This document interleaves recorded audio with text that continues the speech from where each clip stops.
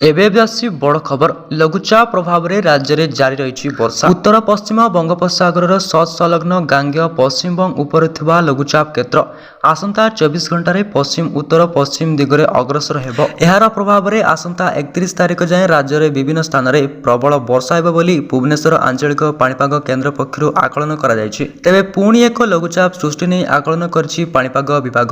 31 ତାରିଖରେ ଉତ୍ତର ପଶ୍ଚିମ ବଙ୍ଗୋପସାଗରରେ ଘୂର୍ଣ୍ଣିବଳୟ ସମ୍ଭାବନା ରହିଛି। ଫଳରେ 3 ତାରିଖ ପର୍ଯ୍ୟନ୍ତ ଉତ୍ତର ଓ ଆଭ୍ୟନ୍ତରୀଣ ଓଡ଼ିଶାରେ ପ୍ରବଳ ବର୍ଷା ସମ୍ଭାବନା ରହିଛି। ଜୁଲାଇ 31 ତାରିଖରୁ ଅଗଷ୍ଟ 3 ଯାଏଁ ପଡ଼ୋଶୀ ରାଜ୍ୟରେ ବି ପ୍ରବଳ ବର୍ଷା ନେଇ ପୂର୍ବାନୁମାନ କରାଯାଇଛି।